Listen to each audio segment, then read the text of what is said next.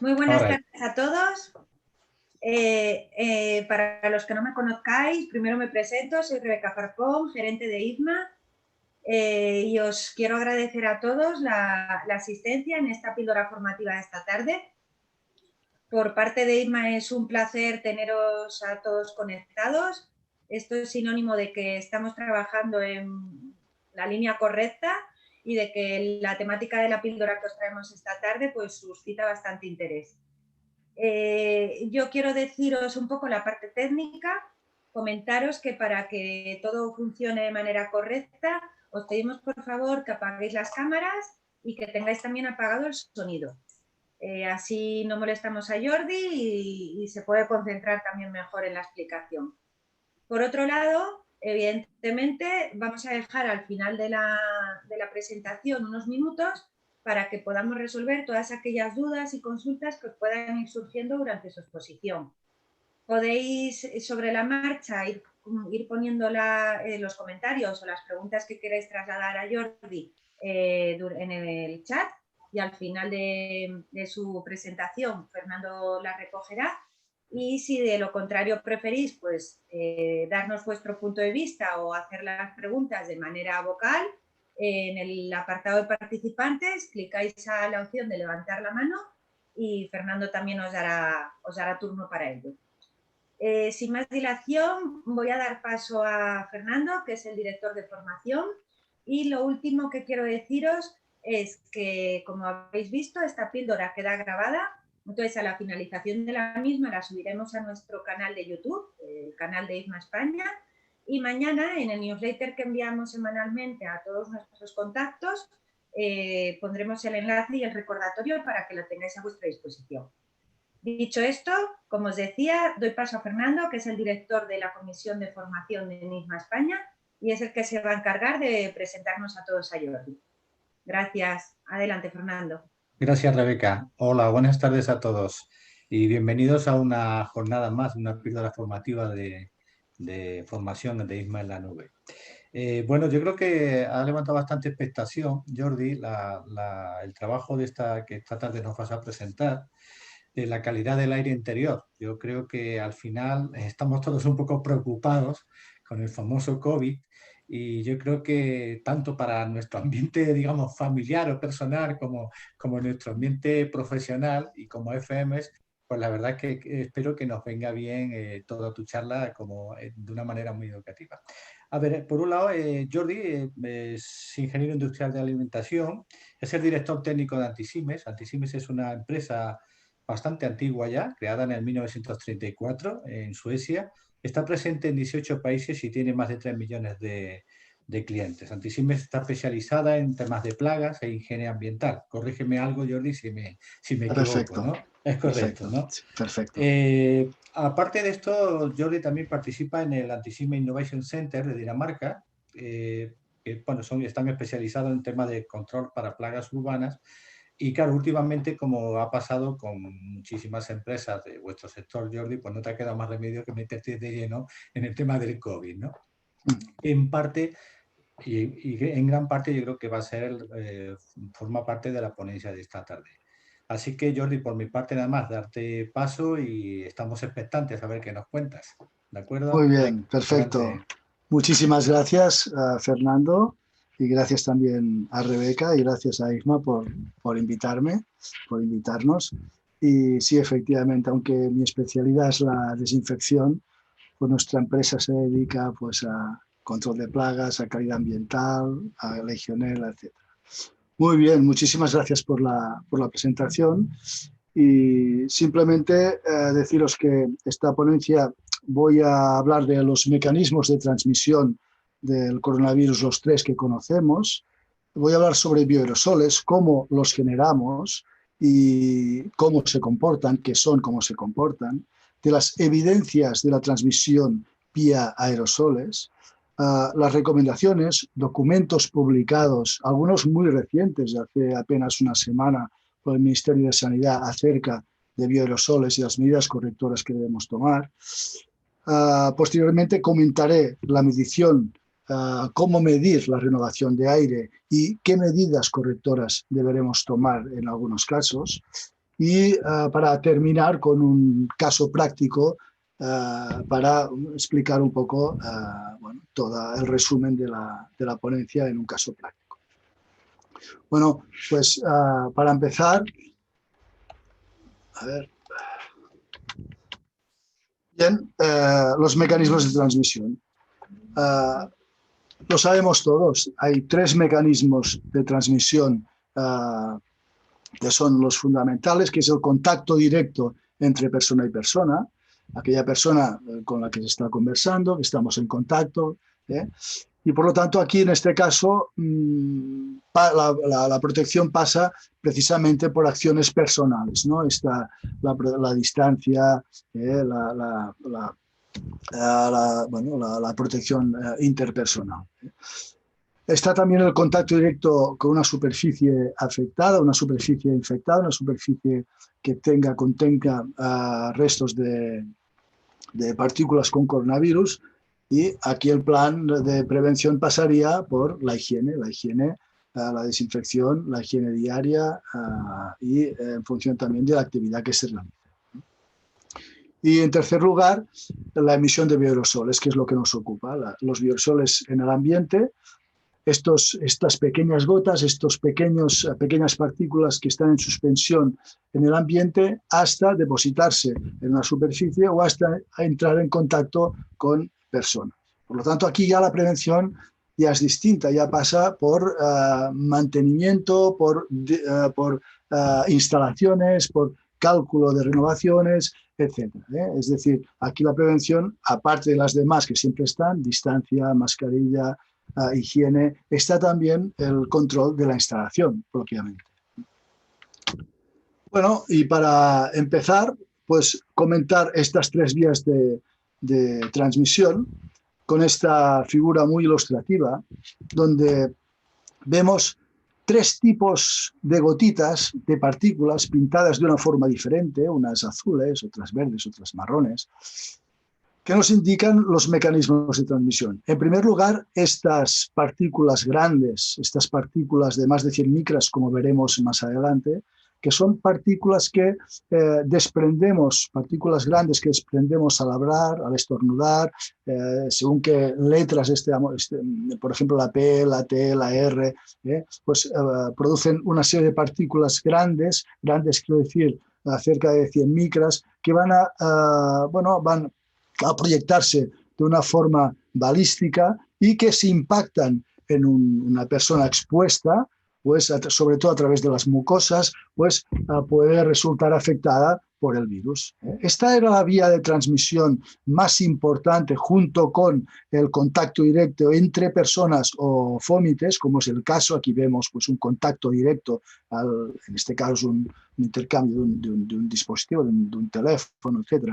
Pues estos eran los 2 supuestos más importantes para la OMS, y donde se centraron los esfuerzos en un principio. Acuérdense pues, de guantes, incluso protección de máscaras de protección, distancia, etc. Pero veremos que esto no lo explica todo, este tipo de partículas, este tipo de contacto no explica todo, y por eso entraremos en conocer el riesgo de los aerosolos en la propagación de la COVID. Bien. Aquí esta gráfica es para ilustrar cómo se comportan los bioaerosoles que generamos, es decir, bioaerosoles son partículas que contienen compuestos orgánicos, biológicos y que desprendemos, en este caso, las personas. Pues, ¿qué cantidad de partículas estamos desprendiendo? ¿Qué diámetro de partículas? ¿Qué tipo de partículas? Pues bueno, en esta gráfica vemos que por un lado estaría el diámetro en micras de estas partículas que desprendemos simplemente al hablar, y aquí tendríamos en escala logarítmica el número de partículas que desprendemos. Es decir, aquí en esta gráfica podemos ir viendo lo que sería el diámetro y el número, diámetro y número de partículas. Estas primeras partículas, comentar que estas primeras partículas, las más grandes, se generan básicamente en la boca. Las partículas medianas se generan pues sobre 10 micras, 15 micras, 20 micras, se generan más en lo que sería la garganta, y las partículas pequeñitas de hasta 10, 15 micras, pues de 1, 2, 5 micras, se generan en el pulmón. Bien, ¿y cuántas generamos? Veamos en esta misma gráfica este tipo de partículas generadas más en el pulmón, las partículas más pequeñas de una micra. Pues bien, por cada centímetro cúbico de aire exhalado al hablar, estamos generando hasta 10.000 partículas de una micra.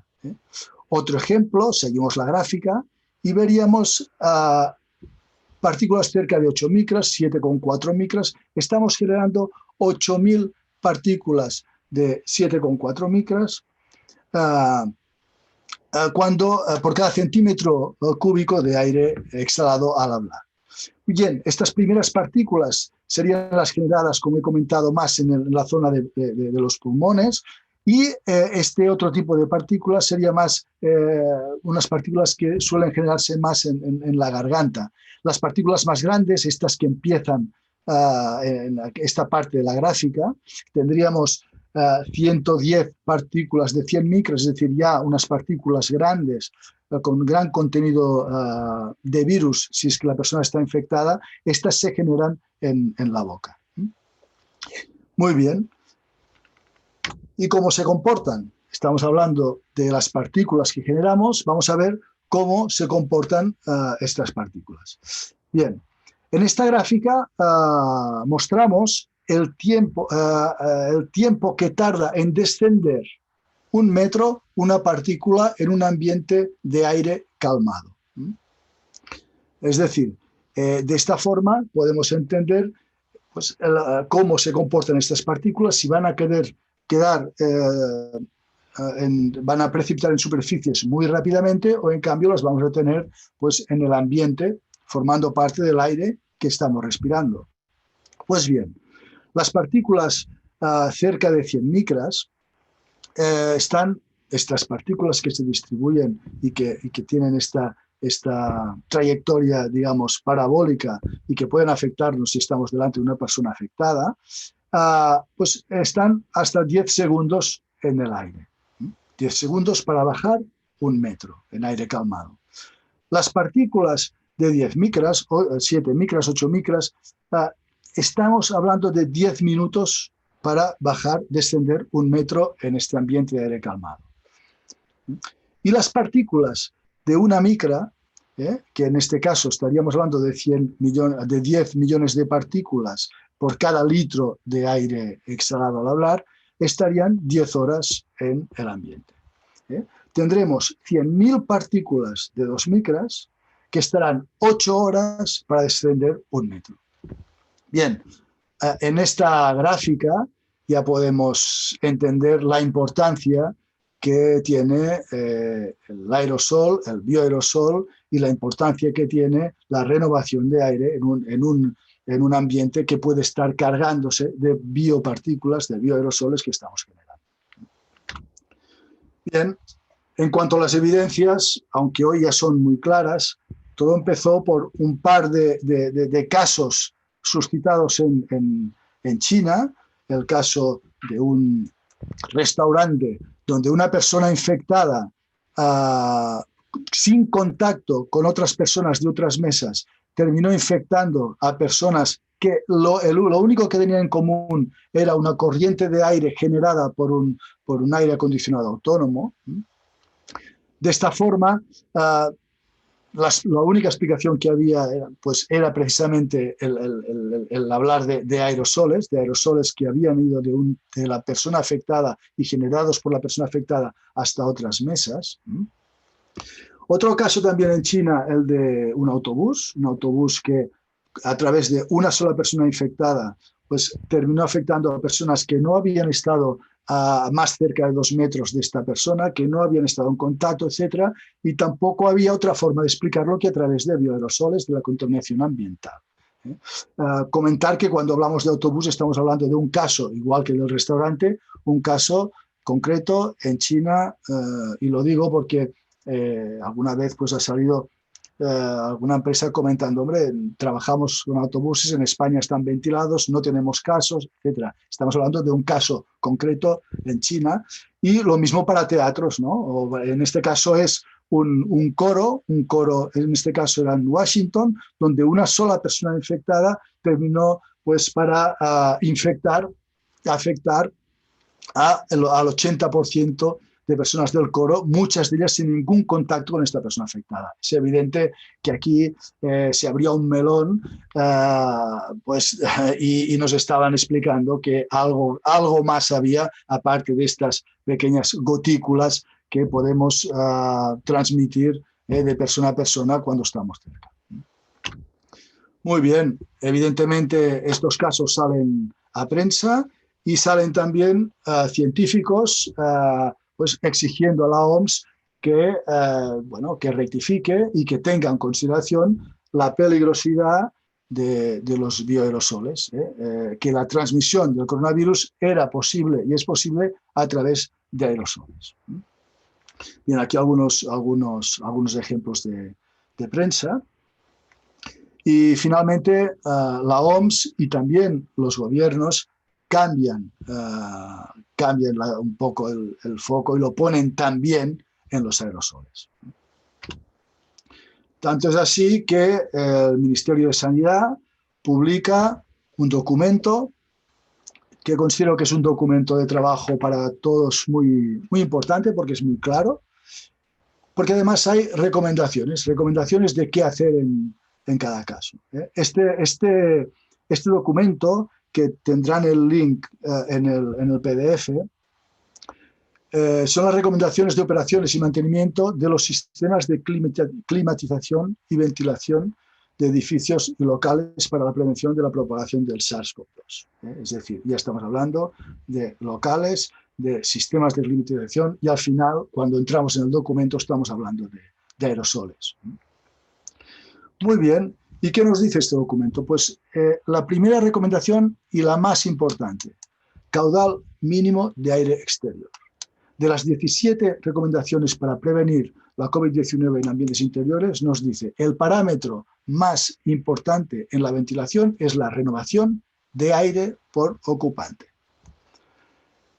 Y este valor, el recomendado, y ante la incertidumbre de un valor fijo, se recomienda un mínimo de 12,5 litros por segundo, 45 metros cúbicos hora, por ocupante.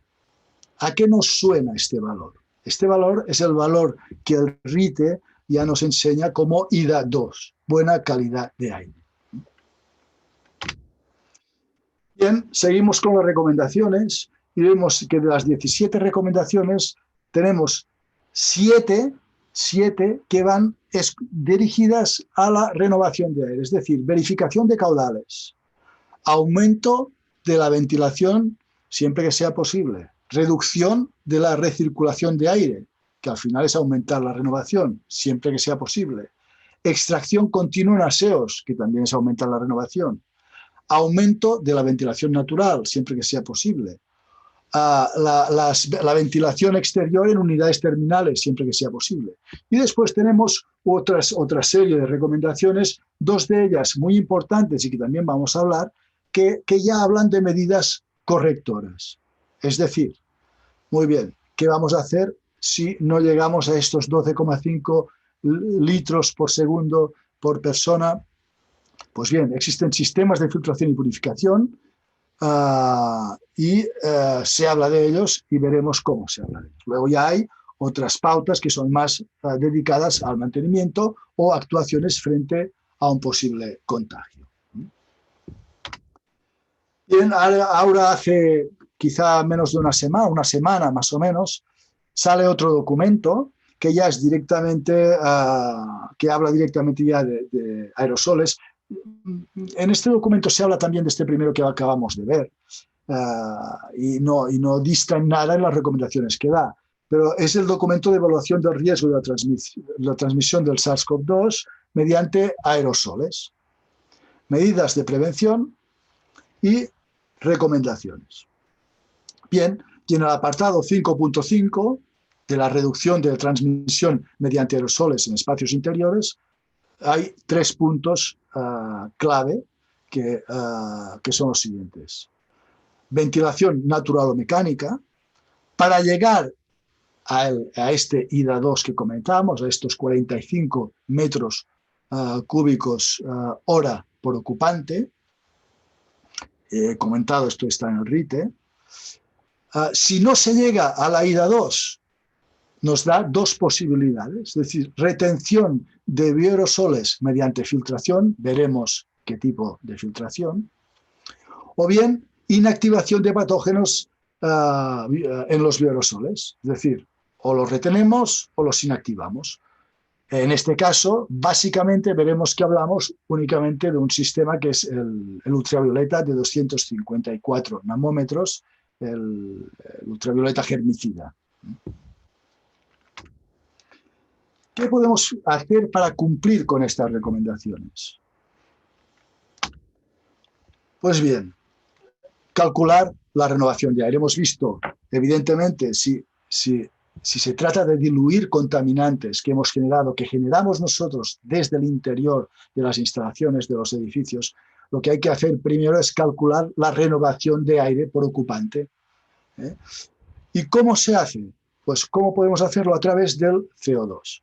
El dióxido de carbono es un indicador de calidad perfecto para conocer cómo respira el edificio, cómo se ventila, cómo se renueva el aire del edificio y de cada una de sus zonas. Exhalamos CO2 en cada respiración, por lo tanto se concentra en el ambiente. ¿Y cuánto se concentra? Pues depende de la renovación de aire que tengamos. Por eso el cálculo. Midiendo CO2 de la zona donde hay personas, mediante un cálculo sencillo que veremos ahora, sabremos la cantidad de aire de renovación de esta zona. Y sabremos la cantidad de aire de renovación por persona también.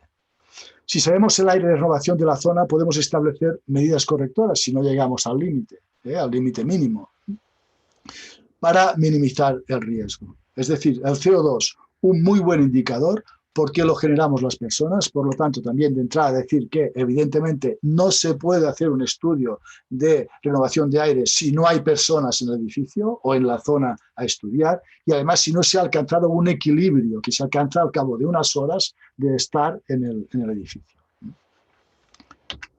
Muy bien, en espacios interiores lo fundamental es la dilución de contaminantes que producimos las personas, cuando hablamos de SARS-CoV-2. El CO2 interior es un indicador de esta contaminación potencial ideal. Un indicador. No estamos evaluando el CO2 por su toxicidad, que estamos lejísimos en los valores que tenemos para hablar de la toxicidad de CO2, son límites de confort. Lo que estamos es utilizando el CO2 para evaluar la calidad del aire. Pero el objetivo no es bajar el CO2, es mejorar la calidad. Muchas veces será bajándolo por aumentar la ventilación, otras veces será depurando, que no bajará los contenidos de CO2. Muy bien, ¿qué marco normativo acerca de la renovación del CO2 nos encontramos? Pues, bueno, básicamente la modificación del RITE, el Real Decreto 238 del 2013, introduce la calidad de aire directamente en el reglamento, en el RITE. Concretamente, la instrucción técnica 1.4.2.3 indica el caudal mínimo de aire exterior de ventilación. Y, curiosamente, o sin curiosamente, tenemos aquí un IDA2, es decir, 12,5 litros por segundo por persona, a un montón de instalaciones donde el RITE ya señala que esta es la calidad de aire que debamos conseguir en estas instalaciones. Aire de buena calidad. El IDA1 sería aire de óptima calidad, hospitales, clínicas, laboratorios, guarderías, estamos hablando de 20 litros por segundo y persona. El IDA2, el aire de buena calidad, el que nos comentaban los documentos que hemos visto hasta ahora, precisamente, la recomendación mínima para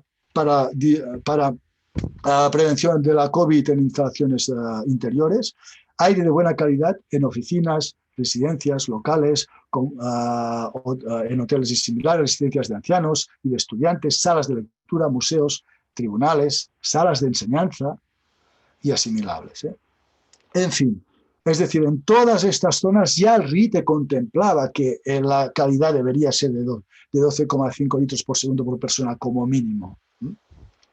Hay otras zonas que, bueno, se estima una calidad necesaria media, el RITE, que no para la prevención de la COVID, como son edificios comerciales, cines, teatros, bien, cines, teatros, edificios comerciales, que una calidad media significa 8 litros por segundo por persona. Ya vemos que lo que se está recomendando en este tipo de instalaciones, disminuir las personas. Si nosotros disminuimos a la mitad las personas de un local que está diseñado para 8 litros segundo por persona, estamos duplicando estos 8 litros y por lo tanto llegamos a los 12,5 que queríamos, limitando a las personas. Muy bien. ¿Y qué otra norma nos afecta? La UNE 171330, que es la calidad ambiental en interiores. Es una norma, no es una normativa, pero está referida en el RITE como de obligado cumplimiento cuando hablamos de instalaciones mayores de 70 kilovatios hora de instalación. Nos habla de una medida anual, de una inspección anual, de una serie de parámetros, también estos parámetros de CO2.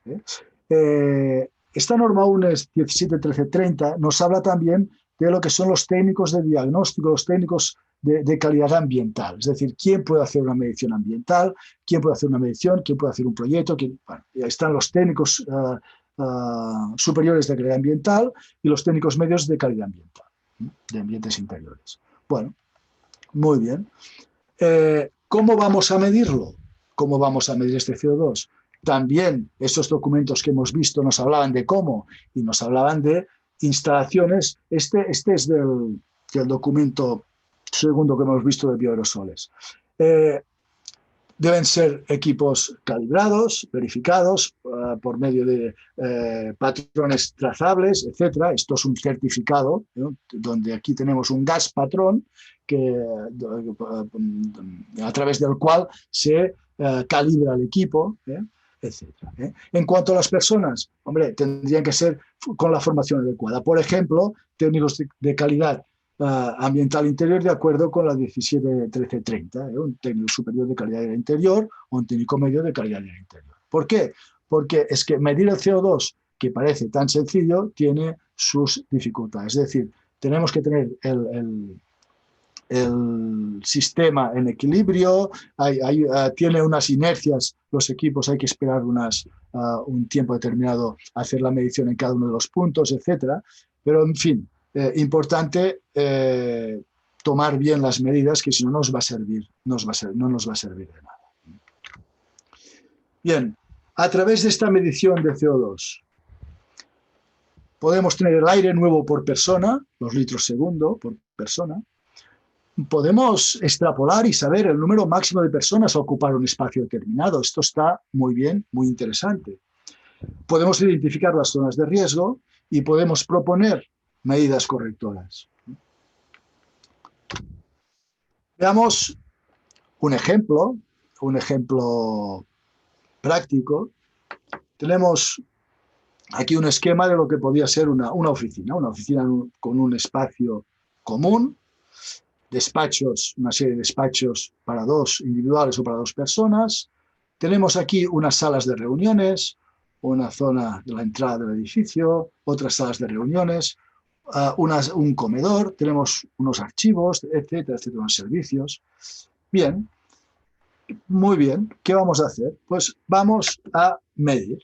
Vamos a medir en las 17 zonas identificadas. Tenemos 17 zonas, vamos a tomar 19 muestras. ¿Por qué 19 muestras? Bien, como veremos en la fórmula que comentaremos ahora, una siempre debe ser del exterior. Una muestra de CO2 del exterior. Y luego, la cantidad de muestras en cada zona depende, de acuerdo con la norma 171330, de un factor que es el 0,15 por la raíz cuadrada de la superficie. Por eso he puesto aquí las superficies, que de hecho no hacen falta en la fórmula las superficies, pero para conocer el número de muestras que hay que tomar, sí que es interesante tener la superficie de cada una de las zonas. Tenemos zonas que, aplicada la fórmula, la 0,15 raíz cuadrada de superficie, nos van a decir que tenemos que tomar 2 muestras, por ejemplo, en servicios generales. Por eso, el total de muestras serán 19 muestras incluyendo el exterior. Muy bien. El cálculo se desprende de una nota técnica de prevención del Instituto Nacional de Seguridad y Higiene del Trabajo, la nota técnica 549. Y una forma de evaluarlo es esta fórmula que tenemos aquí, que como verán es una fórmula muy sencilla y fácil de aplicar. Por un lado, en la Q serían los litros por segundo por ocupante. Aquí tenemos un factor metabólico que siempre es el mismo, a no ser que las actividades sean muy diferentes, pero para oficinas sería 0,00442 este valor. Y luego ya aquí tenemos el CO2 interior y restamos el CO2 exterior. Multiplicamos este cociente por 1.000.000 y nos da los litros segundo por ocupante. Bien. ¿Qué es lo relevante de esta fórmula tan sencilla? Es cuando tomamos la muestra. Lo he comentado. La instalación debe estar en equilibrio, es decir, horas trabajando la gente presente en esta instalación. Y que tiene que haber gente. Es decir, es imposible hacer una muestra o llegar a un resultado si no tenemos personas en la instalación. En este tipo de muestreo que estoy explicando. Muy bien, hacemos las mediciones y resulta que todas estas zonas nos salen en verde. Es decir, en todas estas zonas tenemos más o igual o más de 12,5 litros por segundo por persona. Menos en un despacho que nos sale mal, nos sale que tenemos menos de 12,5. Muy bien. ¿Cuándo lo hemos medido esto? Bueno, lo hemos medido en unas condiciones determinadas, con una serie de gente trabajando aquí determinada. ¿Qué nos podemos encontrar? Que las personas que están trabajando aquí este día que hemos tomado las muestras, las personas presentes, sean menos que las personas habituales. Esto pasa mucho ahora con el teletrabajo, etcétera, esponjar más a la gente por temas de seguridad pues, en las instalaciones, pasa mucho. No toda la gente está trabajando, pero en cambio, es decir, hay menos gente de la normal cuando estamos tomando la muestra. Por lo tanto, ¿qué tendremos en esta muestra? Sabremos las instalaciones que están bien, pero debemos extrapolar la situación y debemos saber qué pasaría si en esta misma instalación están las personas habituales. Entonces, en la misma instalación, con la misma ventilación de aire exterior, la misma aportación de aire que sabremos calcular porque hemos aplicado la fórmula que nos indica la cantidad de litros segundo por persona. En este caso sabemos las personas que hay, multiplicando por los litros segundo por persona, nos dará el total de litros o metros cúbicos de renovación de aire de las zonas, ¿verdad? Es sencillo, extrapolar el resultado a las personas estimadas, la ocupación habitual. Y nos puede cambiar el panorama, como es este caso. Nos dan, por ejemplo, el comedor o esta zona, pues estas zonas comunes pues nos dan mal, la recepción, esta sala de reuniones que ya lo estaba, etc. Es decir, tenemos que tener en cuenta también la ocupación habitual. Es decir, en este caso práctico, tendríamos 1, 2, 3, 4, 5 zonas no conformes. Tenemos el número máximo de personas a una ida 2, es decir, a 12,5 litros segundo por persona, el número máximo que lo tenemos calculado aquí, el número máximo. Esto lo hemos calculado de la siguiente forma. Si conocemos el total de aire exterior que entra en cada una de las zonas, que lo conocemos porque lo hemos calculado antes, pues sencillamente dividimos por 12,5 litros por segundo o bien por 45 metros cúbicos hora y tendremos el número máximo de personas en las condiciones actuales que pueden estar en cada zona. ¿De acuerdo? Bueno, pero también podemos tener otro dato que es muy importante. Es el caudal de renovación extra necesario para cumplir con las condiciones del mínimo de 12,5 de la IDA 2. Y esto lo tenemos aquí.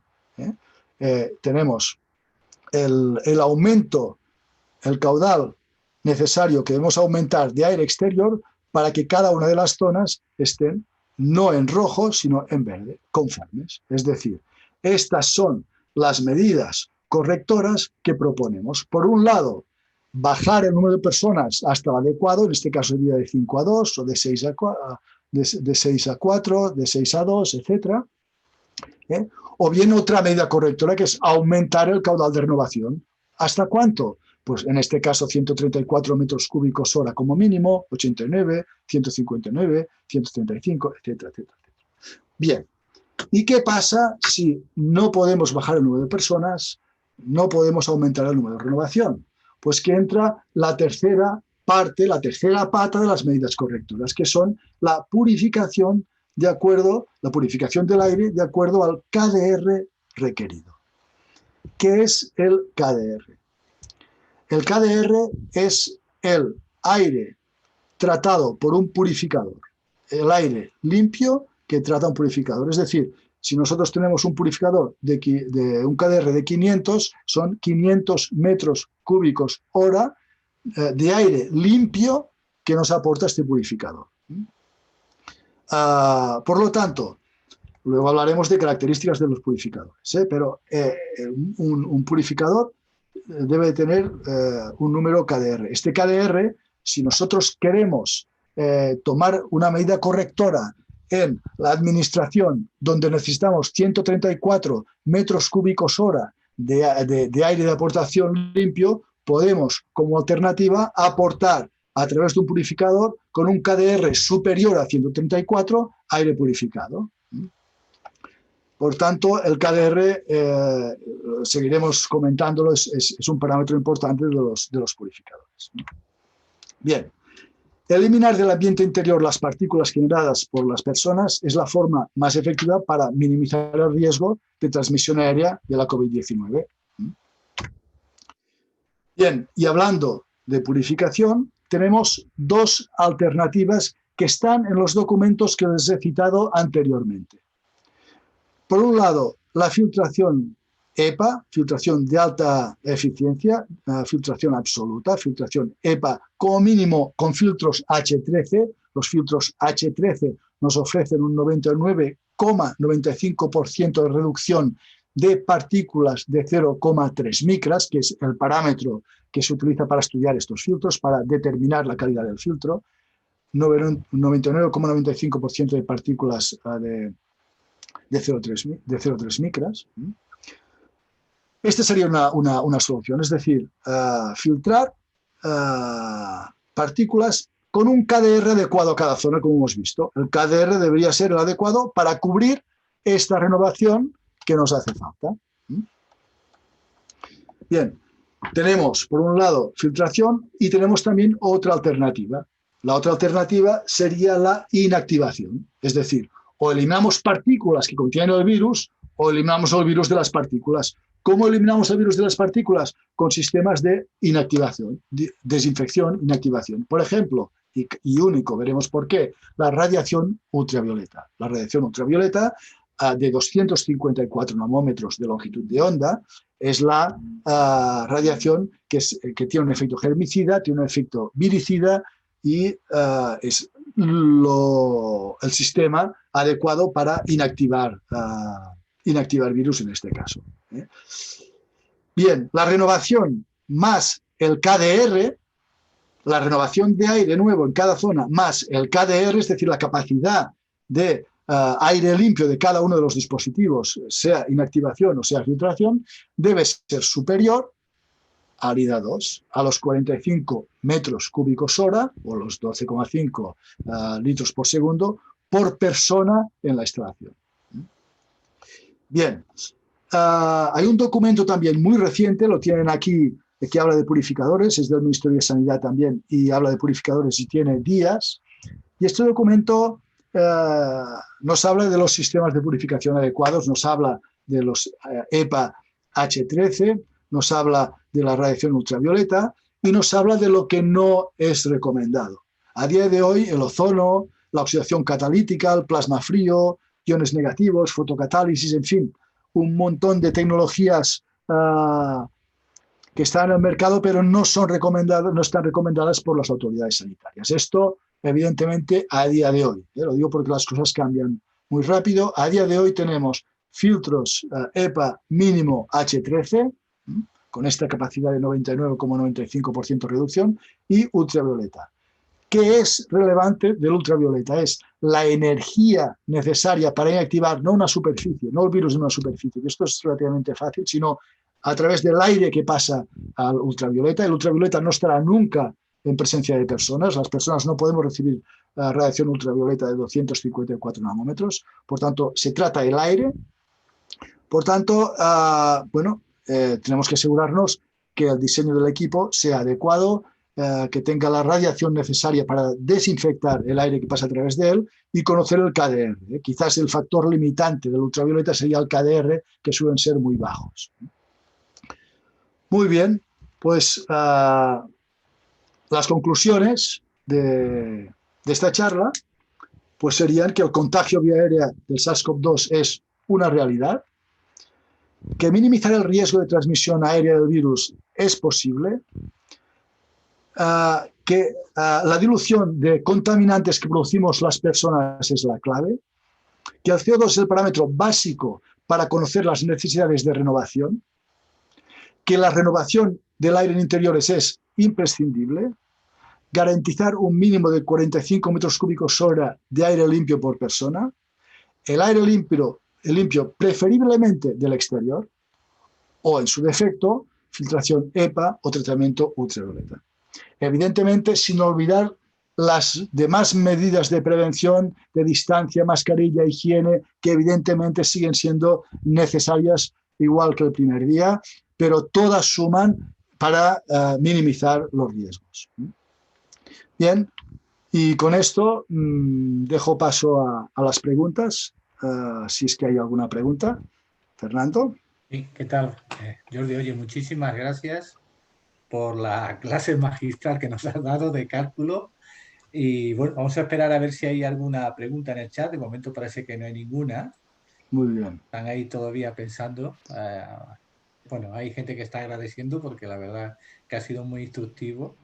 Y yo te quería preguntar, en base a tu experiencia, que eres un experto en básicamente también hacer auditorías de calidad de aire, antes del COVID, ¿cómo estaban los edificios en España en cuanto a calidad de aire interior? Antes del COVID, porque ya lo del COVID nos ha dado un repaso a todos, pero antes del COVID, ¿cómo estaba, ¿no? Bueno, antes del COVID, las auditorías de calidad del interior, que son obligatorias hoy en día, son para edificios de 70 kilovatios hora o más de instalación.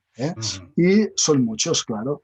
Y evidentemente estos edificios, aunque no todos cumplen la normativa y hacen estas auditorías, sí que hay muchos que sí las hacen. Y bueno, lo que nos encontramos es que normalmente, edificios que están bien, pero normalmente muchas veces es una parte del edificio que no está bien. Es decir, nos encontramos una buena instalación de acondicionamiento, una buena renovación, pero a lo mejor tenemos un 20% del edificio que la renovación no es adecuada. Es decir, esto es muy frecuente encontrarlo, ¿no? Que encontrar partes del edificio, partes de las zonas donde la renovación no es adecuada o tenemos algún otro tipo de problema de calidad del ambiente interior, ¿no? Pero, en fin, es que la casuística es muy importante. Muy variada, ¿no? Sí que es verdad que precisamente la renovación es el factor que más veces sale como no correcto. Esto es así, lo habitual. Sí, lo habitual. La renovación de aire es el que más frecuentemente sale como no correcto. Muy bien. Oye, tengo aquí una pregunta, Jordi, de Gabriel Pizarro. Dice que si existe alguna posición preferente, es hasta dónde hacer la medición de CO2. Sensores de CO2 en falso techo, retorno de línea, si hay alguna, digamos, como comenta, alguna posición más correcta que otra. Vale, por lo que veo, lo que me está preguntando es para una instalación fija de CO2, es decir, medir el CO2. Sí.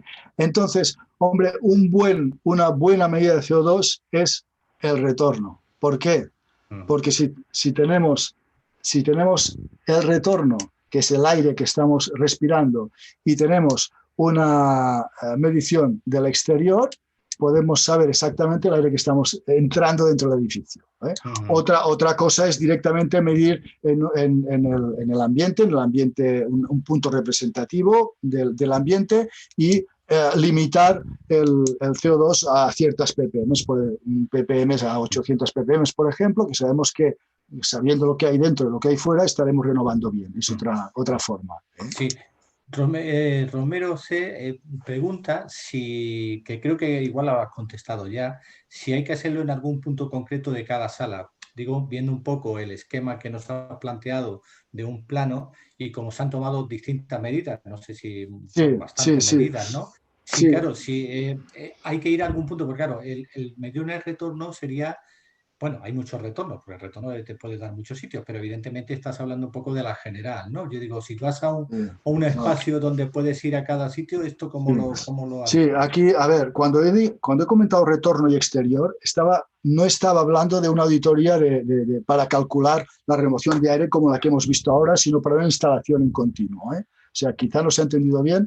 Es decir, la medición cuando hacemos una medición de CO2 lo tenemos que hacer en zonas representativas. Es decir, no lo podemos hacer si hay una ventana al lado de la ventana, sino que tenemos que hacer, y en caso de conflicto es una medida relativamente fácil, pues tomamos unas cuantas medidas y hacemos el promedio. Es decir, es cuestión de hacer la medida en zonas representativas. Y si hay dudas, repetimos la medida y hacemos un promedio. Sí. Jordi me aclara que la pregunta que le estaba haciendo y Romero era para salas con ventilación natural. Es decir, que estamos hablando entonces de salas donde, digamos, no hay ventilación asistida o, digamos, o no hay un aire, digamos, acondicionado, simplemente ventilación natural, de apertura de ventana. Entonces, para ver el CO2 que se puede concentrar ahí, supongo que No, es lo que aquí, está preguntando Romero. pues el centro de la sala, por ejemplo. Sí. Es que, claro, depende.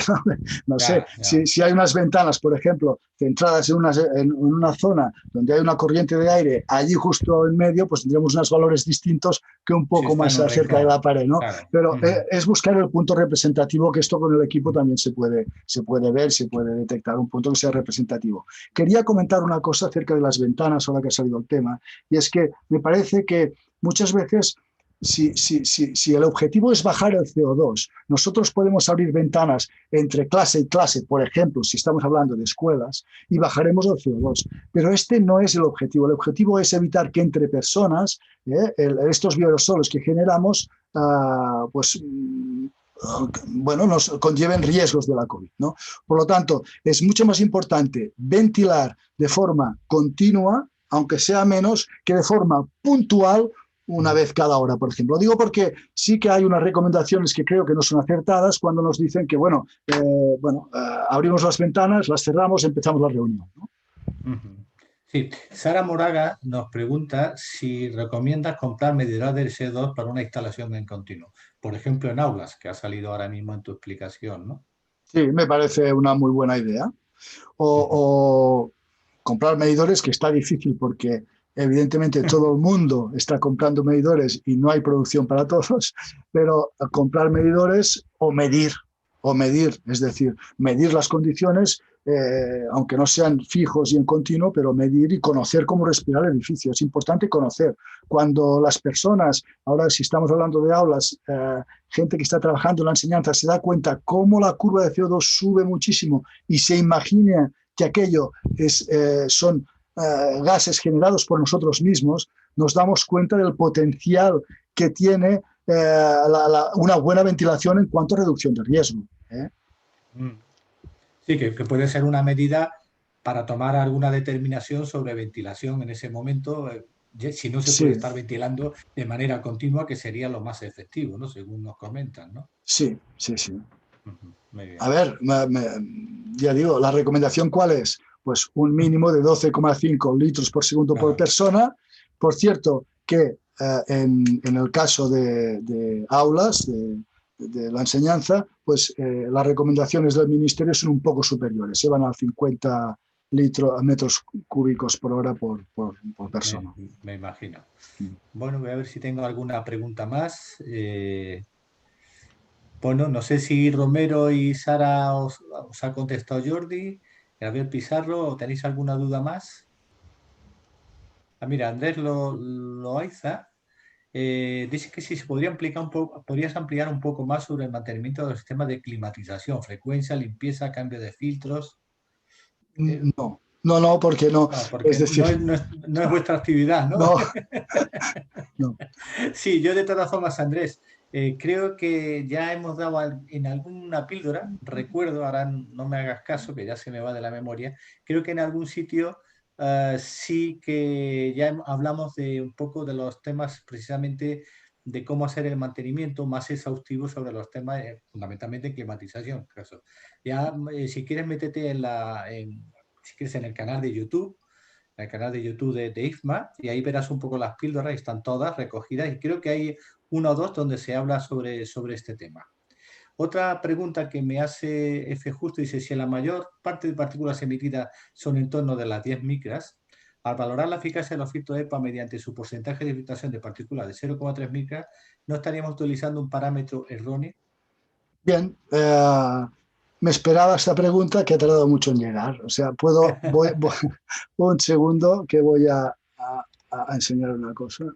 Ah, Voy a enseñar una cosa, a ver si puedo compartir. ¿Se ve la pantalla? ¿Se ve mi Sí, pantalla? sí, sí, sí, se Sí. ve, se ve. Bueno, no, porque muchas veces la pregunta que me hacen no es exactamente esta, sino que si son menos de 0,3 micras, ¿qué pasa? Bueno, esto es la gráfica típica de un filtro EPA, de la eficiencia de un filtro EPA. El punto menos eficaz, que es este 99,95%, está precisamente en partículas cerca de 0,3 micras, 0,2, 0,3, 0. Esta parte es la menos eficaz, precisamente es la que se mide. Por lo tanto, partículas de mayor diámetro, la eficacia será superior, y de menor diámetro, curiosamente, la gente se cree que un filtro es un embudo o que es un colador. No, no, no, no, un filtro absoluto a menor medida, más efectividad también. Esto quería, o sea, que queda explicado y voy a... José Carlos Robles nos pregunta, los tiempos medios de la radiación UV, según las variables, ¿qué es lo que las condiciona? Los tiempos medios de radiación. No entiendo muy Mira, bien la bueno, pregunta. aquí lo que no he hecho es dar números, porque se daría para muchísimo, de radiación necesaria para desinfectar aire a través de rayos ultravioleta.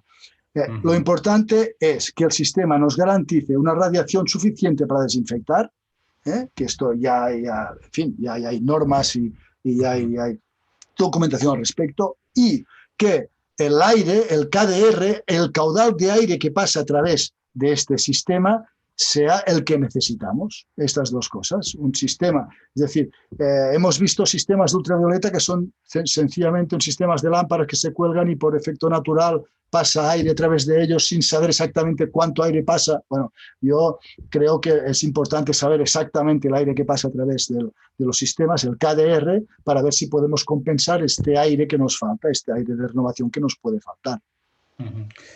Jorge López pregunta, ya en parte yo creo que has contestado antes, pero bueno, pregunta si está estandarizado, normalizado, si es que hay algún protocolo estandarizado, normalizado, para la medida en un local. Tiempos, cuándo está en equilibrio, altura del medidor, posición, o esto Sí, es un, sí, esto es un esto, sí, requisito, habrá sí, algo, sí. ¿no?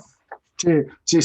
Esto precisamente, cuando he hablado de los técnicos de calidad de aire, que la norma ya establece, claro, precisamente es lo que se estudia, ¿no? Es cuándo realizar la medida, el sistema tiene que estar en equilibrio, el equilibrio llega al cabo de unas horas de estar en un edificio y bueno, claro que hay formas de conocerlo. Entre otras cosas, hay otra forma para conocerlo muy bien, es hacer mediciones durante todo un día, ¿no? Y ver cuando la curva empieza a bajar. Pero en general, 3 horas puede ser un buen, 3 horas de la gente en el edificio puede ser un buen, ya es significativo, sí.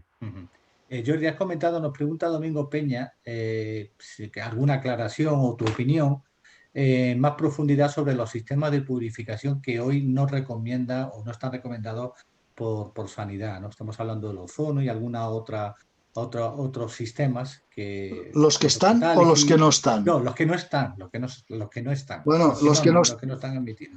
Sí, los que no están es porque no hay evidencias todavía a día de hoy de su efectividad. Es que no hay más. Hay distintas consideraciones. Unas van porque estamos, a ver, si por ejemplo hablamos del ozono, el ozono, si estamos ozonizando un ambiente, este ozono es peligroso, es tóxico, es un contaminante más, ¿no? Entonces, y además, para que sea efectivo, necesitaríamos concentraciones muy altas, ¿no? Por lo tanto, no es recomendado por las autoridades sanitarias. Aquí no voy a Y sobre el resto de fotocatálisis, iones y demás, porque los uno, bueno, yo creo seguro, que ya estamos todos mentalizados que es algo que evidentemente es... Claro, yo no... Claro, fotocatálisis. La fotocatálisis consiste básicamente en un sistema un ultravioleta que a través de un catalizador de óxido de titanio desprende iones de hidroxilo, y estos iones de hidroxilo son